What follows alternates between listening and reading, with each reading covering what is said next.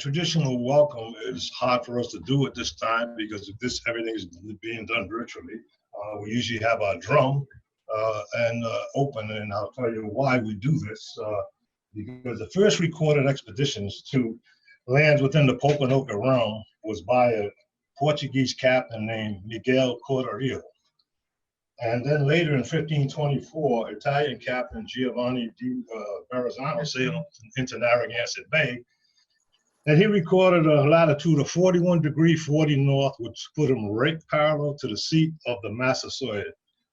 And so he described the inhabitants on shore as the goodliest people he had ever seen, because they were always raising their hands to the Creator and thanking the Creator for all that he had done for them. So our traditional opening usually is with the drum. We sing a song thanking the Creator. And then our Powers, who was not with us at this time, he's in Florida, he usually opens in prayer. So I am going to take and put on this song by the drum, which is the Eastern Medicine Singers doing Tabatne Wuchi.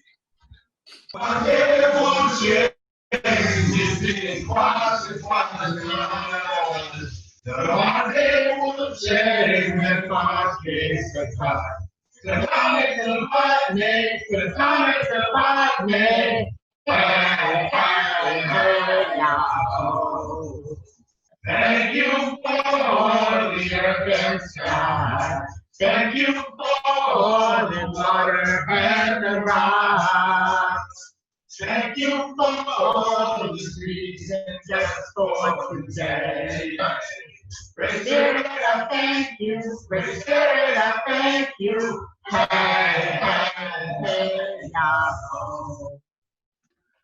And as I said once before, I am Paul up in the Pug, and I'd like to welcome you to the ancestral lands of the Pokanoket tribe of the Pokanoket Nations, SOAMs. With that, I'll turn it back over to Jeremy. Thank you, Sagamore, and thank you, Sachem as well, Sachem Dancing Star, and we'll be hearing a whole lot more from both of you in just a few minutes, but thank you for that welcome. We are on the ancestral lands of the Pokanoket people, and what better way to start this seminar on indigenizing the curriculum than with a traditional welcome, so thank you for that. Thanks everybody for coming. Just a few words to get us started, and then we'll go over some kind of overarching ideas before, again, we kind of circle back to the theme of the first hour. The title of this seminar, as you all know, is Indigenizing the Curriculum. This is exactly the kind of thing that we have been working towards, many of us on campus in our own small sorts of ways for many years, it feels like. So it's a wonderful honor and a privilege to be to be playing personally a small part in bringing to light what are really vital and really pressing issues of representation, of justice, of repair, right? So thank you all for making the time to be with us, to explore these issues, and to especially explore them through the lenses of our classrooms, our curriculum, our mission as teachers, as scholars, as learners, hence the subtitle.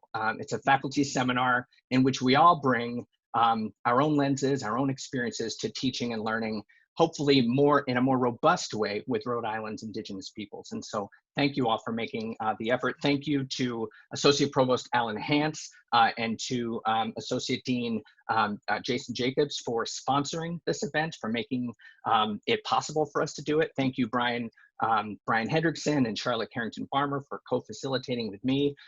Thank you, Sagamore and Sachem. Thank you, Loren Spears. Thank you, Ray Two Hawks Watson. You'll see and hear and learn from all of them in due course. But I'm just really, really pumped and pleased to get started. So with that, let me go to the first kind of substantive slide. So if we're thinking about indigenizing the curriculum, I think one of the first steps, one of the threshold sort of tasks we have to do is what Sagamore led us to do, right? Which is to acknowledge the ancestral lands, acknowledge the peoples who have been stewards of the lands that we now call home. And so this land acknowledgement, which many of you have seen, is a draft land acknowledgement. I say draft because It's not official. It hasn't been blessed by the administration, but it is the result of nearly a year of working in collaboration with Narragansett partners, with Pokanoket partners, with a variety of folks on campus. Around a dozen people have worked in iterations, drafts over the past year to come up with this statement. And this statement is, I think, important. I think it's powerful. So I want to read it and then briefly discuss it and then move on to kind of the seminar itself. So we acknowledge the peoples of the Narragansett and Pokanoket Nations as the original inhabitants and enduring stewards of the lands and waters upon which Roger Williams University is located. We recognize that our presence on this land implicates us in the legacy of our namesake, who strove in ways to respect the sovereignty and humanity of Indigenous peoples, but in others actively contributed to their genocide. In becoming the university the world needs now, let us commit to reconciling and partnering with the Narragansett and Pokanoket and all Indigenous peoples whose lands and waters we benefit from today. So that's our statement. And a land acknowledgement, as many of you know, is intended to be a sort of reconciling gesture, an opening salvo in a longer relationship, in a restored relationship with a variety of Indigenous communities, right? And so they're typically offered at the beginning of convocations, graduations. They're typically offered at the beginning of classes, so you can put this in your syllabus.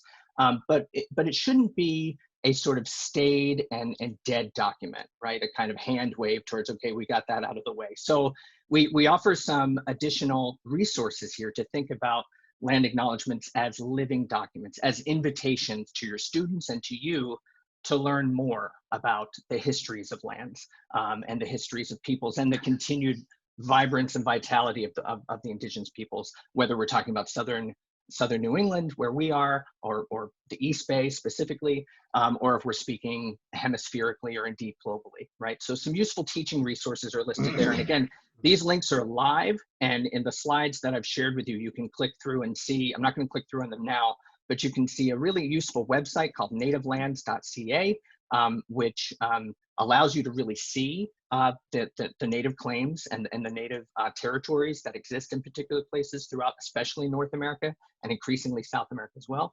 A guide for land acknowledgement put together by Loren Spears of the Tomaquag Museum is a very thoughtful treatment of what these sorts of documents can do in terms of building bridges and building trust and working towards reconciliation.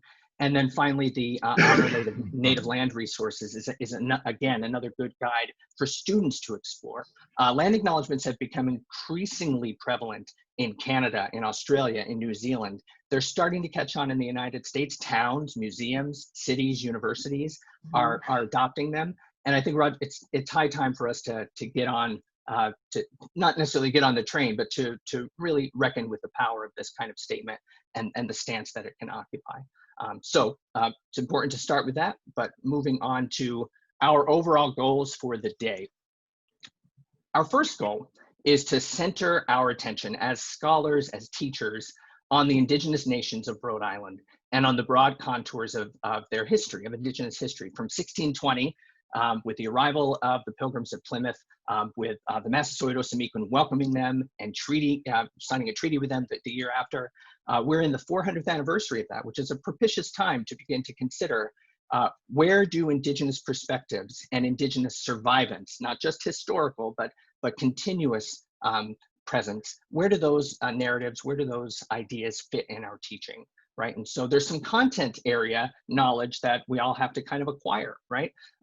Whatever our discipline, we can benefit from learning more about Indigenous perspectives. And so if we center our attention on Indigenous folks, that can enrich our approach to a variety of topics.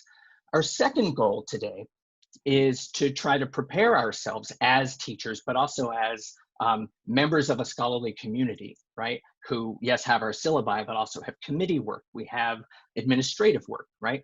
To perhaps more fully engage Indigenous communities in our teaching, in our learning, and in our work as a university, right? And as a place of higher learning that occupies lands that were never ceded, were never traded, were never sold away, right? And so preparing ourselves to more fully engage and, meeting with and hearing from the Sagamore, the Sachem, Loren, Ray, this is all part of that kind of work, right? Our third goal, and this is a long-term goal, is to rethink our teaching from a decolonial stance, which itself is an invitation to unlearn our own settler colonial thinking, give our students the tools to begin to question their settler colonial thinking, to valorize Native ways of knowing, to not pigeonhole or stereotype Native ways of knowing, or to reduce them to simple instruments of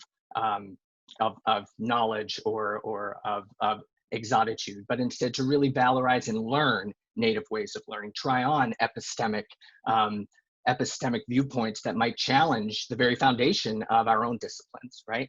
And finally, to try to be decolonial is to thoughtfully inhabit the lands that we happen to work on, live in, make community in, right? And so those are big goals. We're not going to solve them all today, but hopefully we'll be getting introduced to some tools, some perspectives. Hopefully the readings have prepared us to have some of those discussions as well. You guys all know this. This is the structure of our seminar today. You'll note a sort of a theme, a pattern, right? And in hour one, the theme, the focus is decolonizing the land, really trying to focus on SOAMs, which, as the Sagamore indicated, is the traditional name, the Pokanoket name, for all the communities of the East Bay, Bristol, Warren, Barrington, East Providence, right? That's known as SOAMs, right? And so it's the land that we occupy on the Bristol campus.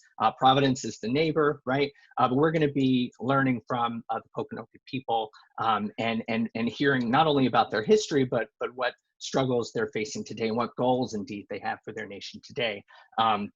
And in the second hour, we're going to be decolonizing the text, looking at a very key text that many of you are very familiar with, A Key into the Language of the Americas by our very own Roger Williams, and reading it against the grain with the aid of Loren Spears from the Tamaquag Museum, who, as you know, just issued a Narragansett version or a Narragansett edition of A Key into the Text. So it's a wonderful sort of thing to think with, to think decolonization with, but also to begin to teach with.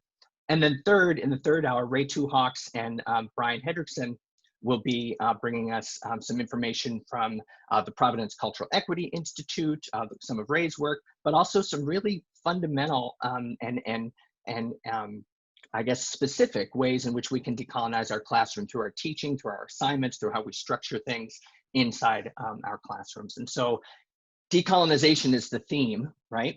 It runs through all 3 hours, the land, the text, the classroom. So I think before we pivot back to really take a deep dive into the land of SOAMs and the Pokanoket people, it's worthwhile pausing on this directive right here, what's written on the screen, which is that decolonization is not a metaphor. And this comes from a very influential text in critical Native studies by Eve Tuck and Kay Wayne Yang that came out in 2012. The link is live within the slides as well and available for free download. What the authors here are encouraging us to realize is that decolonization does not mean racial harmony. It does not mean multicultural utopia. It is not a pathway for white liberal guilt expiation, right? It's not that, right? And they're being very trenchant and very specific in saying that decolonization means something very, very specific. It means it can take many forms, and it will take different forms depending on where you are and depending on the specific histories involved. But decolonization must work to reverse the continued dispossession of Indigenous peoples of their land, their knowledge, and their ability to speak for themselves, their rights to self-determination, right? In other words, decolonization is predicated as a very idea. It's predicated on the fact that colonization has not stopped, right? Colonization did not end in 1776, right? Which is kind of counter to how many, K through 12 students in North America learn their history, right? The colonial era is behind us, right? So decolonization is this kind of metaphor. No, from the Indigenous perspective, colonization continues.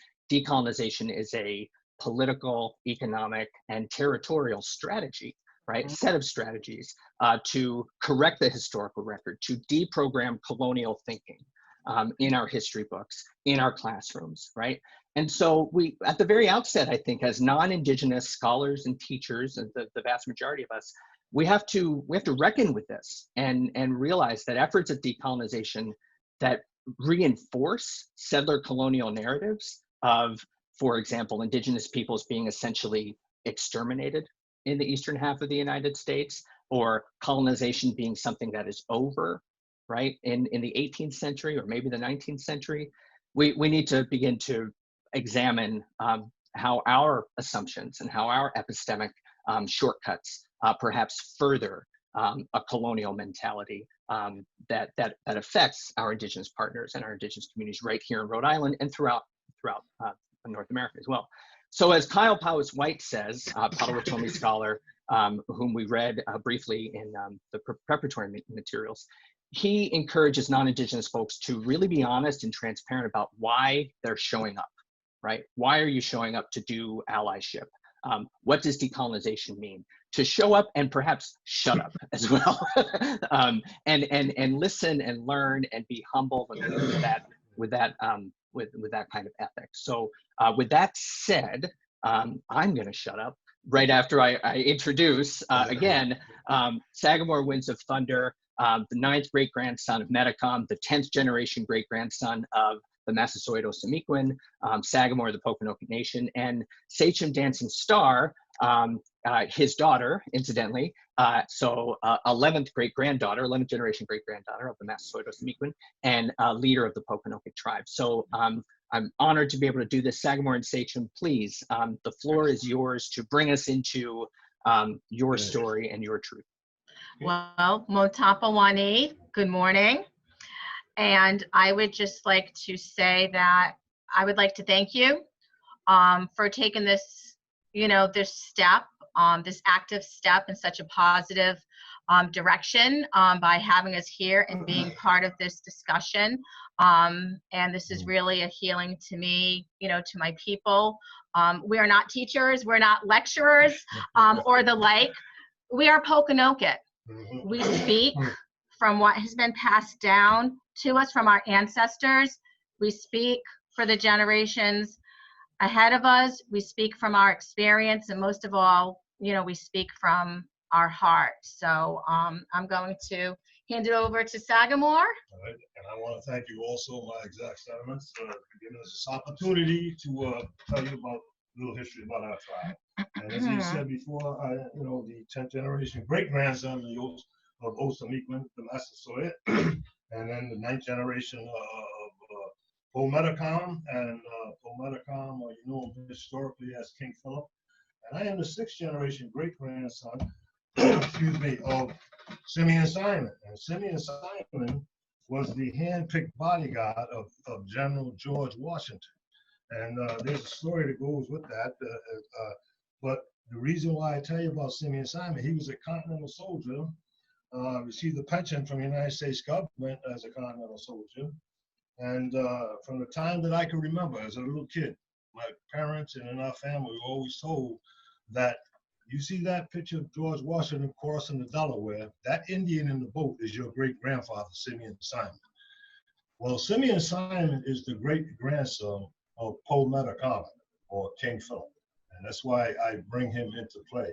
And in the year in 1976, they had my mother's family up to the town of Griswold, Connecticut, to honor them, celebrating the bicentennial celebration of 200 years as a country. And on that coin, they have the seal of Griswold, the bicentennial coin, and on the other side, they have a minted George Washington and Simeon Simon riding horseback side by side.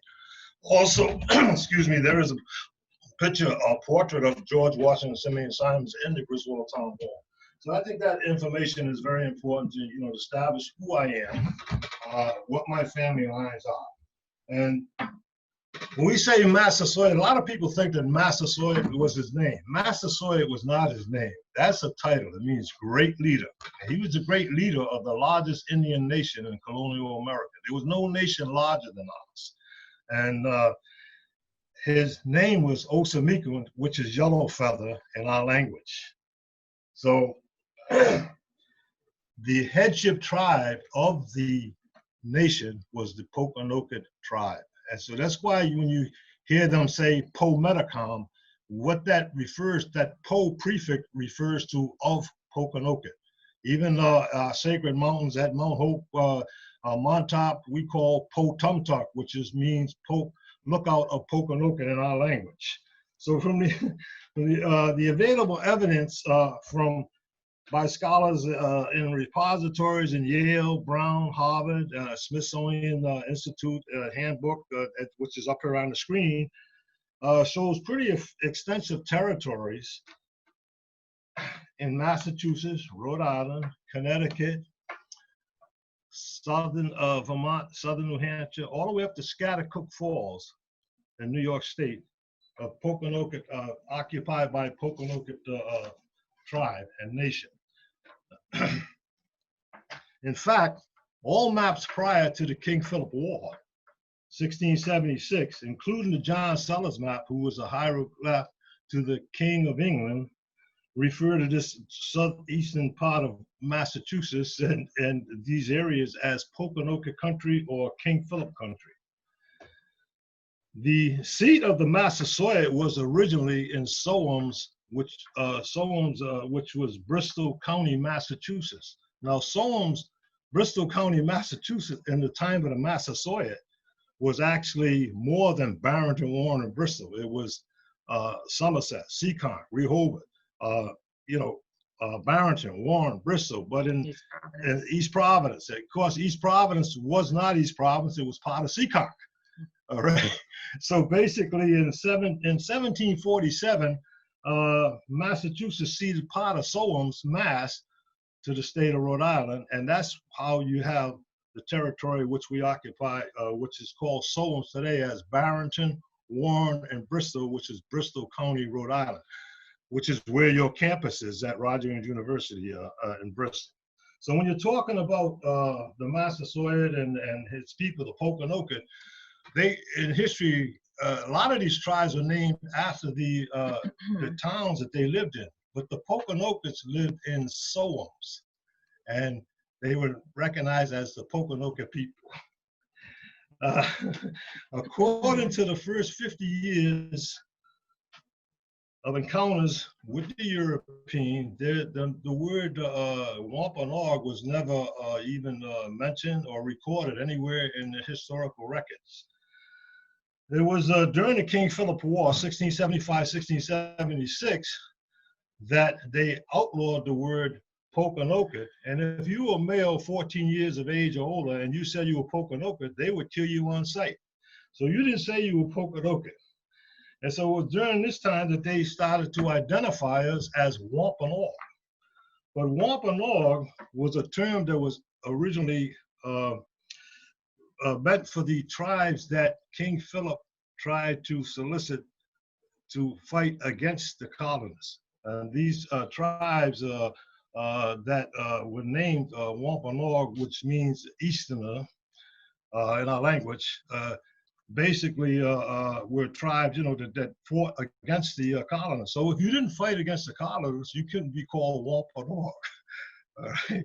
So this is not this is according to the Massachusetts Archaeological Society. They say it's ironic that some of the tribes that identify themselves as Wampanoag today, they didn't fight with us during the war against the colonists. So, but that war, the King Philip War, even the great Shawnee chief Tecumseh were trying to gather allies to fight against Andrew Jackson. He was soliciting the help of the Choctaws and Chickasaw, and he mentioned where today are the Pequots, the Narragansetts, the Mohawks, the Pokanokets, and many other powerful tribes. He didn't mention Wampanoag. This is in 1811 when he was soliciting troops to fight against the Andrew Jackson. The King Philip War, it just became evident to Metacama that we weren't actually sharing our land with the English, but we were actually losing it. The encroachment, the hostilities that were inflicted upon our people, it just made it it just got to the point where he had to go to war. And I read an account of when he said to an interpreter that he would rather die without than live without a country. He would rather die, going to war than to live without having a country. So the King Philip War, it was eminent. I mean, he was actually forced into this war. And when you stop and think about it, King Philip wasn't groomed to be the Massasoit. It was his eldest son, Massasoit's eldest son, Wamsutta, who was groomed to be the Massasoit. And the English sort of feared him.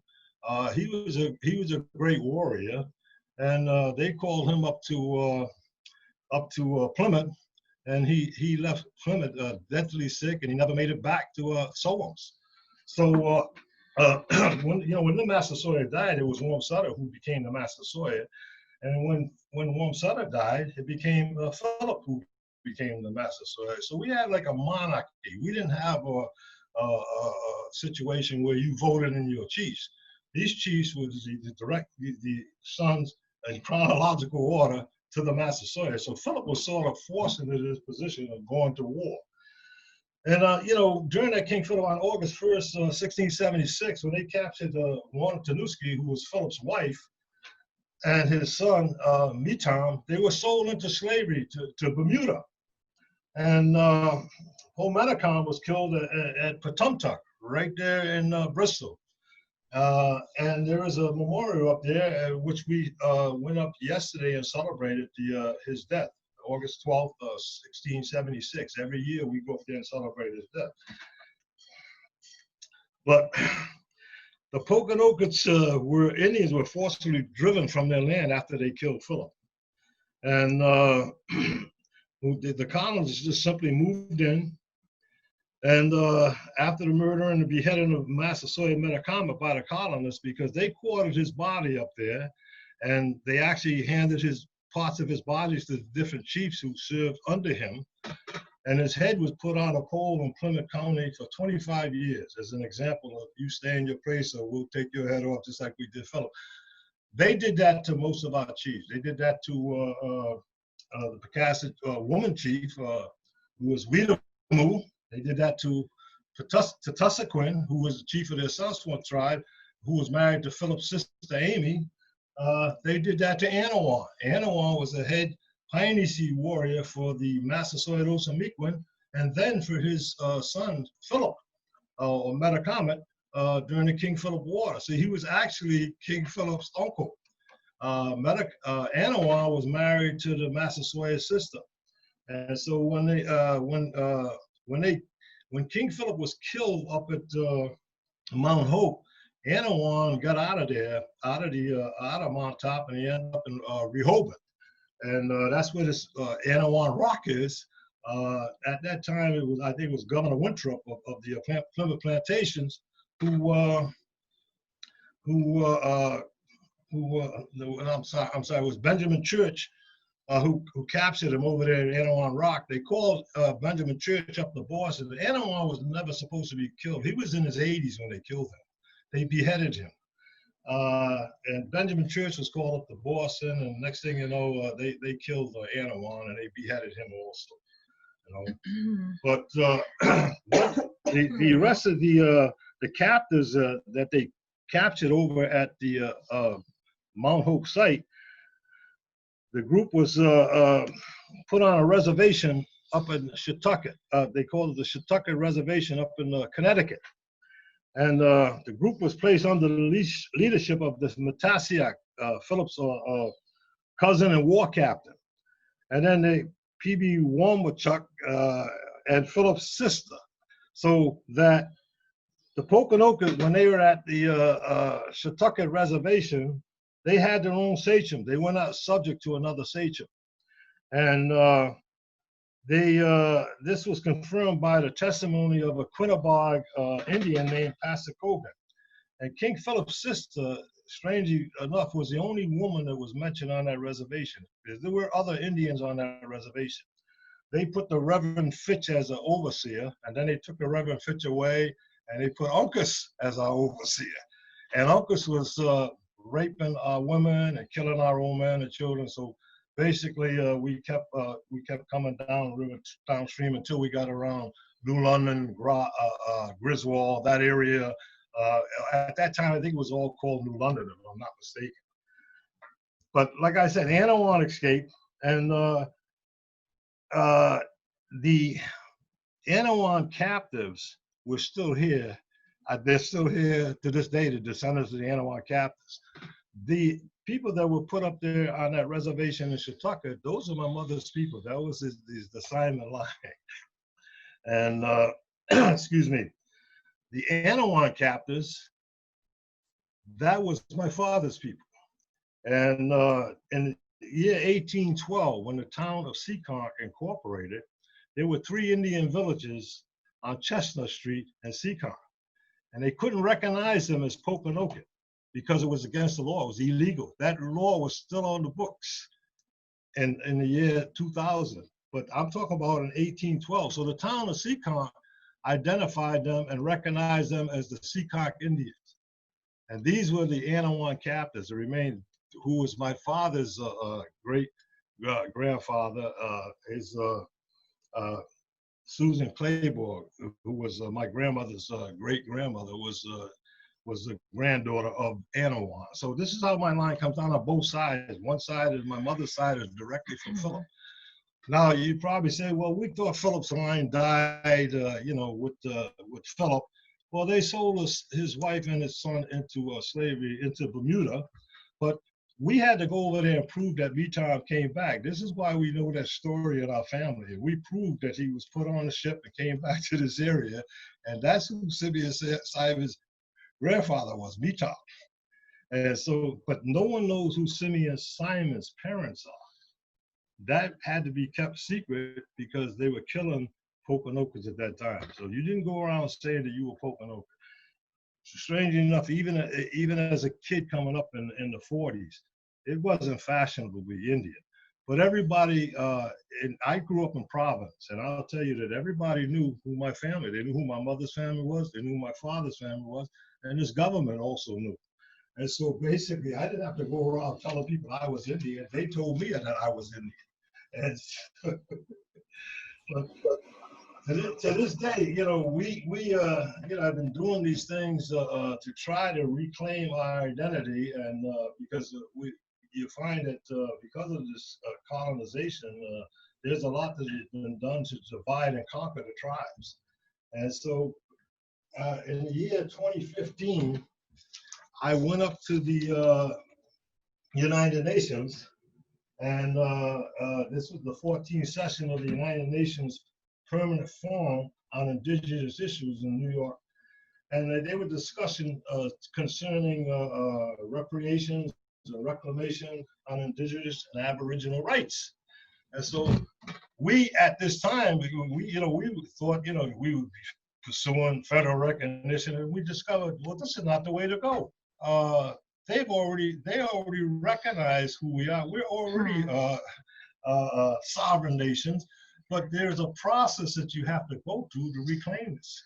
And so basically, we determined at that time that we were going to take and pursue our Aboriginal rights, because all of these laws that were written, they were written before there were any Native Americans. Because if you look at the laws, they talk about American Indians, they talk about Alaskan Natives, and then they'll talk about Native American. And they sold us a bill of goods, thinking that you had to become Native American, which actually took away your Aboriginal rights and made you a ward of the states. So from there, like I said, it was a process that we had to do of reclaiming, our citizens, repatriating them back, forming public and constructive notices, form a tribal trust, so forth, so on. And to this day, we're still. The Sagamore froze up. I can't hear anything. Okay. Thanks, Charlotte. All right. Well, we'll hope that they get back online. I think, as Sagamore was saying, the question of recognition and who has the power to recognize is a very fundamental one, right? If it's a state government or a national government, the cunning that can come along with that, the kind of contortions that groups have to to perform so that they are able to be recognized as having a certain status in the terms of the state, or an international body for that matter. And Sagamore is rejecting that notion.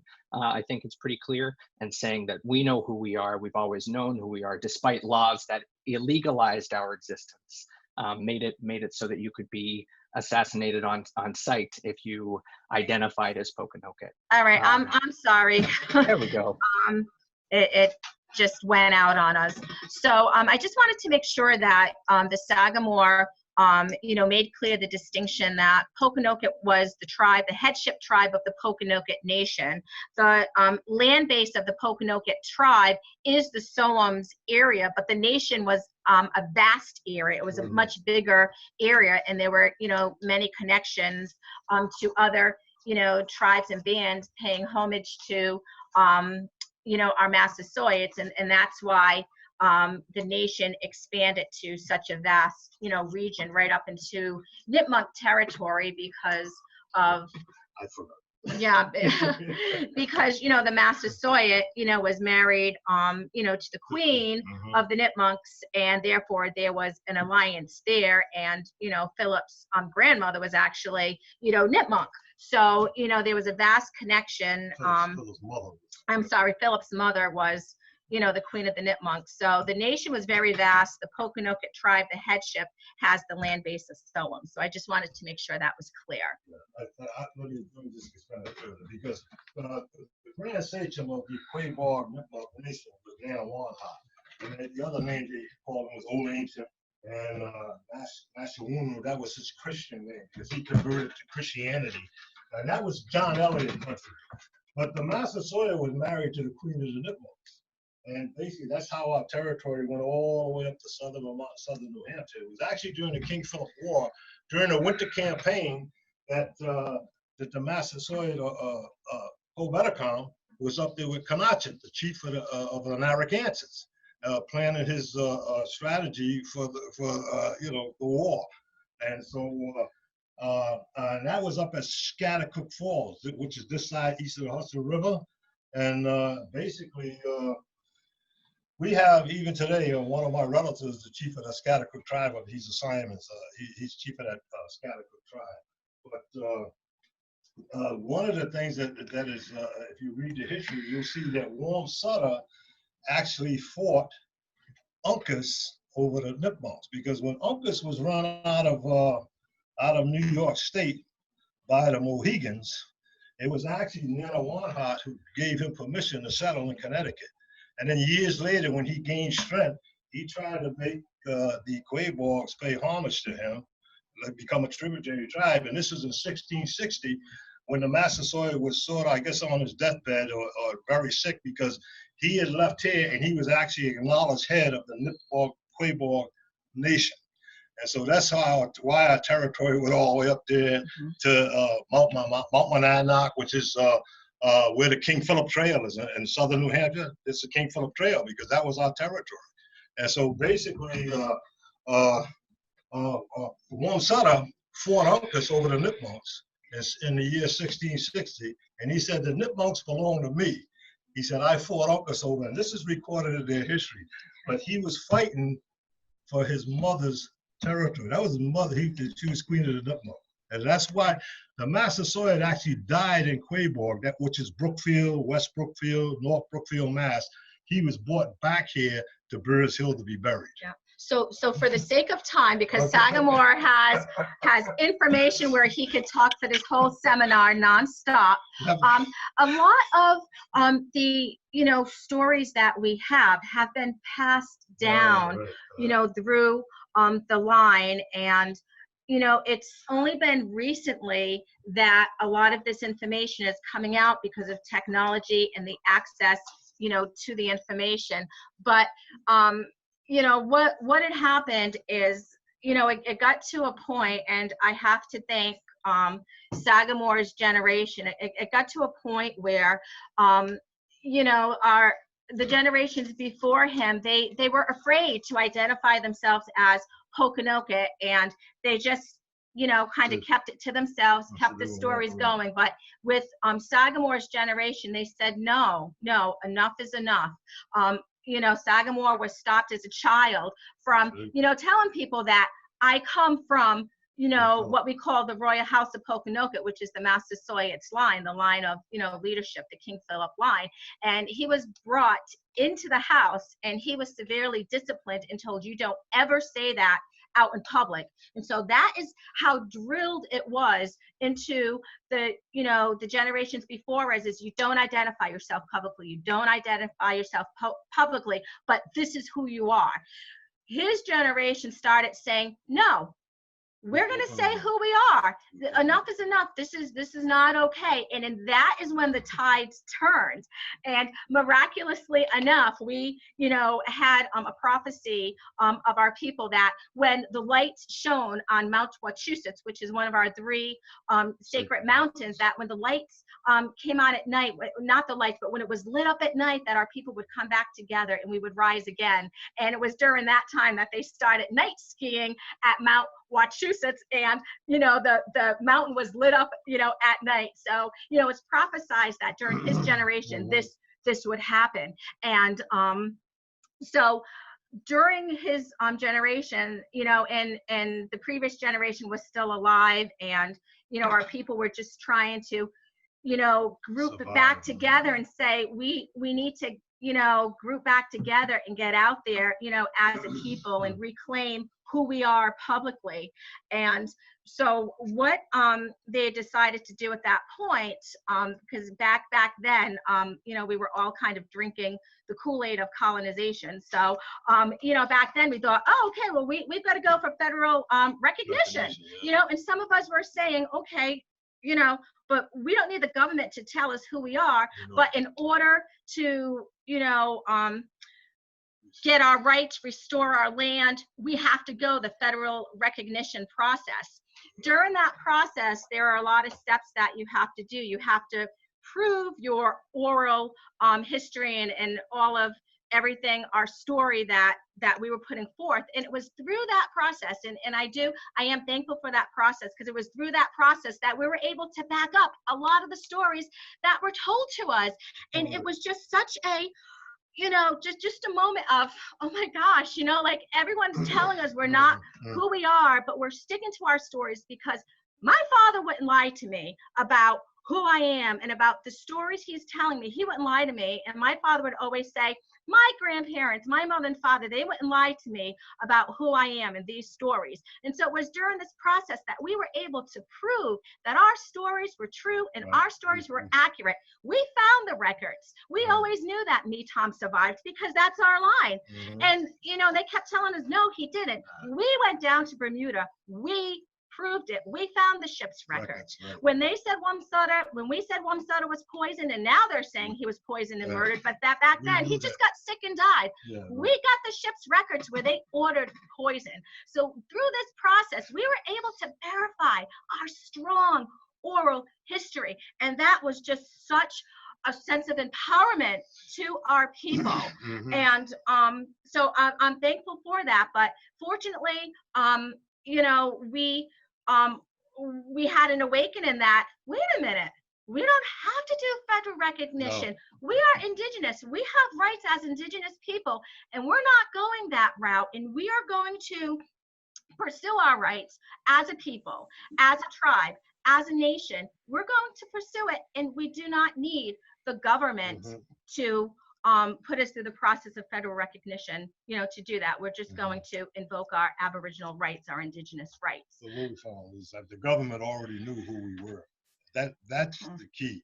They knew. As soon as I sent my information to Washington, I had Homeland Security wanting to know what I was up to. They were tapping my phone. They were intercepting my emails. I mean, it was just ridiculous. But they knew who my family was, so I didn't have to identify myself, because they wrote about my family. All right. And so when I came up as a kid, I never had to identify who I was. They knew who my family was, whether they were white, black, Indian. They knew who my family was. So, you know, what we are striving to do at this point is, you know, we need to get the truth out there. We need to the untruths that are out there about things that have happened, need to be, set straight. So, right now we, are doing an educational campaign, so to speak, to be more visible and to talk about our journey, and what we have been through as a people. That is, very, important. We are still suffering from, emotional trauma, even now. And it was funny, you were talking about, Jeremy, about, most people think that, the colonial era is done with, but there is still colonization, happening. And, when my children were, in school, and they would talk about being Indigenous, and they would talk more specifically about Pokanoket, and the teachers would look at them like they had three heads. And, and they were kind of discredited, and, they were embarrassed. They were embarrassed in front of their peers. And that's very scarring, emotionally, to, a generation that, is still, here, and is still, trying to get away from, and grow from, the scars of the past. So those things keep repeating themselves. What my ancestors went through, the shame, that let me just kind of, not publicly talk and go in the background, that is still happening in some ways. And that's why talking about who we are and our journey is, is very important. Mm-hmm. Definitely, most definitely. I'm conscious of the time as well. We're close to a break here. I wonder, Sagamore and Sachem, if you wouldn't just mind speaking a little bit to Patumtuk, and kind of the significance of Patumtuk. It came out in the educational campaign. It's a focus of the educational campaign to bring to light your history, but also the continued vitality of the Pokanoket tribe, of the Pokanoket Nation. So how does Patumtuk or Mount Hope figure into that? We've got a slide up here with the Nike base, right, which was put in the 50s. So if you could wrap up with that, and then we'll pause. Did you want to talk about that? Because you were very instrumental in going, on the land and making a stance for our people. One of the things we did up there is we had a reversion day, and we posted our flag up there at that site. Mount Hope during the 50s, they had a Nike site up there, or a guided missile. A lot of people don't know what a guided missile site. As a matter of fact, my brother-in-law worked in the National Guard. All right, and they took like 75 feet off the top of that mountain to take and build the site up there. They desecrated. Mother's first cousin, Princess Redwing, taking my brother up there to Mount Hope. The land itself is not what has happened. But you could see from the Cedar Phillip, you could see all the way down to the water. And today there's so much growth and trees all over the place. It's just it's very depressing, to walk and see it the way it is today. But we still hold many of our sacred ceremonies at Mount Hope, at the we used to send smoke signals from Patumtuk to Mount Wachusett, and from Mount Wachusett to Mount Monadnock, which is up in Michigan. It is. I'm talking too much. Oh, well, no, that really sums it up nicely, and of course we could spend the whole time and many more hours talking about Patumtuk, talking about the Pokanoket resurgence in the past 2 decades. We are up against a break, so I'll kind of forward to the break slide and stop the screen share for a second, and just let everyone know that we'll be back again in about 7 minutes.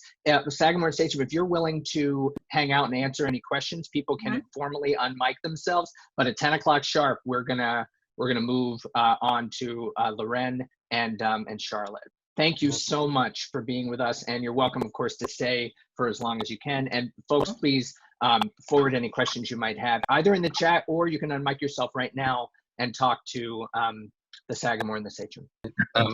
This is Mackenzie. I teach at Roger Williams, and I had a question. I live in Little Compton, and when you mention Benjamin Church and things like, one of the questions I have is, what were the relationships with tribes like the Sakonnet and other tribes along, Aquidneck Island and around that area that were sort of south of the Little Compton, the chief of that tribe, the Sonswamp, was actually the Massasoit's cousin. They were part of the Pokanoket Nation. There were over 60 tribes, bands, and clans in the Pokanoket Nation. And it took in, like I said, more than what is sown today. But yeah, Benjamin Church and Sonswamp, they had a sort of relationship going on there.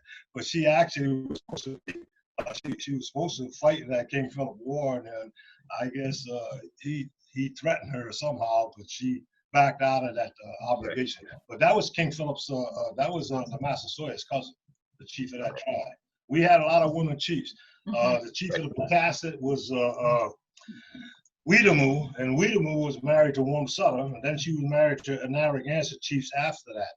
And also Wantanuski, who was Weedamoo's sister, she was married to Metacomet, or King Philip. And so basically, once Wamsutta died, once he was killed, Wantanuski became the queen of the Pokanoket Nation. While Wamsutta was living, Weedamoo was the queen of the nation. So basically, that passed on. They called the title was Sunks. That's what they called them, Sunks. And we know, that there weren't any queens and kings, but this is how the English recognized authority at that time. And so they called them queens, but they were chiefdoms. That's what they were. And the Massasoit's territory was pretty extensive because he was a great warrior. And until the plague hit our people, and this was before the English got here, we were a tribe of about 8,000 people, and he had over 3,000 warriors. And the Massachusetts Nation was one of the nations that were a tributary to us. They paid for our protection because we protected them from the tribes up in New York State. And the Massasoit was the most recognized chief in the history of this country, not Geronimo or those chiefs out there. And the Massasoit, when you talk about Pokanoket, you're talking about the most written about tribe in the history of this country, because this is where it all started, here in New England. That's Old England across the pond, and New England is here.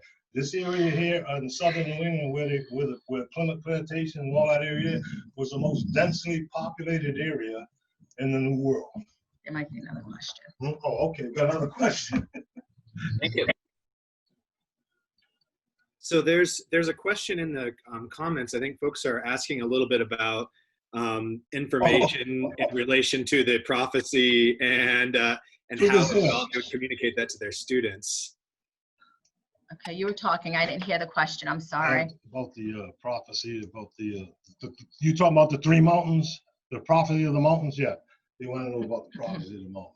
So we have 3 sacred mountains. We have Patumtuck, which is Mount Hope. We have Wachusett, and we have Monadnock.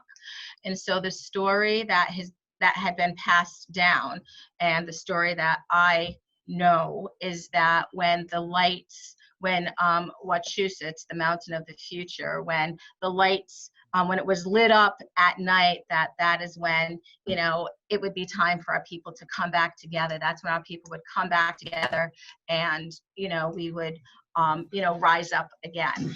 And that is the prophecy that has always been handed down to me. I know there's the prophecy of the, white buffalo, out west, but this is our prophecy. I saw a question up on the chat about the twig and turf ceremony. That's how they took the land. Yeah, we never gave up the land at Patumtuck. The twig and turf ceremony, which is pretty common in that time, is the land, how it was conveyed to the English, is there was a consortium of out of Boston. I can't remember the Ingram, Worley, and I You forget the have other 1 name. minute, 1 But minute. they picked up a clog of dirt from the ground and broke a twig off the tree, and they handed it to this consortium out of Boston, and that's how they transferred the land. Then So we never ceded the land over. The land was never meant to be sold ever. If you read the history, the Massasoit, King Philip said that Solon's was never, nothing in Solon's was for sale. Yeah. And that is why, we, would like for Patumtuck to be repatriated to our people. Right. And that is why we had the camp out and we sat at Patumtuck, so that the party who is responsible would come to the table and enter into negotiations with us to start the process of, returning the land back to the rightful ownership, the Pokanoket people. I'll go ahead and ask the question.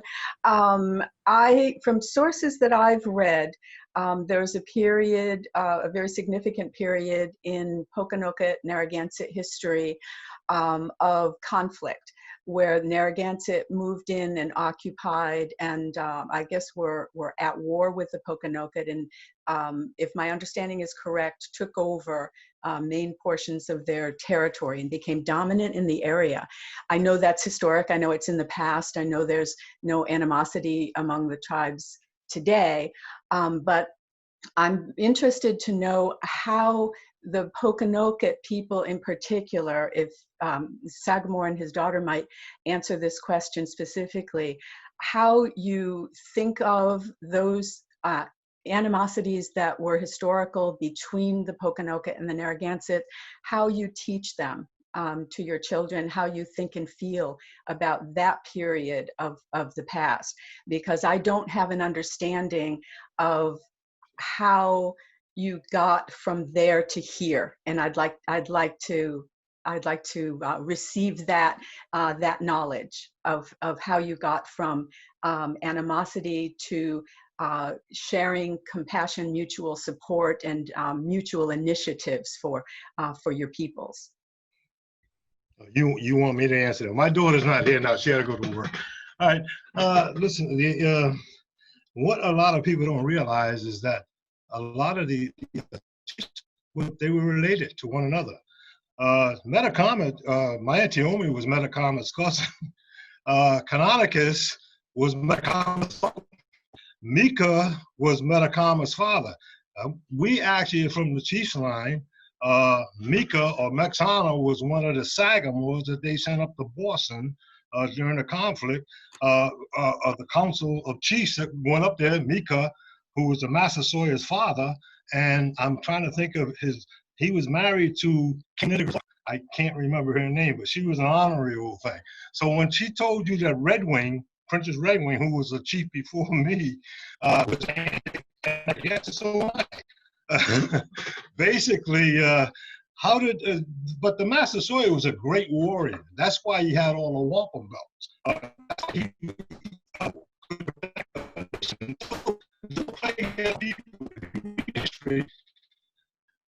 He went after Roger Williams because Canonicus gave that land to Providence to Roger Williams, and he said that he didn't have a right to do that. And the reason why he said he didn't have a right to do that is because he said, I never lost any battles to the Narragansetts. In other words, when he had 3,000 warriors, until that time, he was a predominant warrior around in this area. And more territory than any of the other tribes. Our territories went all the way down to the Cape, all the way to Martha's Vineyard Island, Elizabeth Island. All of the islands belong, and at one time, Jamestown also belonged to the Massasoit, but Canonicus wrestled that off of the Massasoit. When after the plague hit our people, we went from a tribe of 3,000 warriors to under 300 warriors, and he placed himself under the authority of Canonicus. And so this is how Canonicus answered to Roger Williams why that land was given to him by Canonicus is because the Massasoit placed himself under his protection. But the Massasoit also made a treaty with the English when they came here, and that was to protect them against. So I don't understand all of that there. I mean, I wish they were around, you know, that I was living in that time, so I could understand. But our territories, like I say, because of his prowess as a warrior, he had all of this territory going all the way down the Cape, all the way up to New York State, Schaghticoke Fall. He was the warrior. And so his uncle, I guess, if Mika was the older son, then he would have been the head of the Narragansett tribe. They were brothers. Canonicus and Mika, the Massasoit's father, were brothers, and that's why Miantiumi fought with Philip against the English, because that was his cousin. And a lot of people don't realize that these chiefs are all related. And from what I understand, they were all come down from Tassatuck. And Tassatuck was the chief that married his son to his daughter back in the 1500s because he said there was no one worthy to be chief. And so this is where all the chiefs come down from that line. And so Massasoit's father, Mika, was fourth generation from Tassatuck. So basically, like I said, he placed himself under his protection. But then when he took and made that treaty with the English, I guess he felt that, you know, he wasn't that was void, null and void. And if you notice it in 1660, Wamsutta, when he became the chief, I guess his father died, I think, in 1661, but he was on his deathbed when he was up there in Quaboag, North Brookfield area. He came back on the and said that Providence belongs to us. He said, we never lost any battles to the Narragansett, so they paid him for Providence too. But if you look at when they captured Anawan, who was the head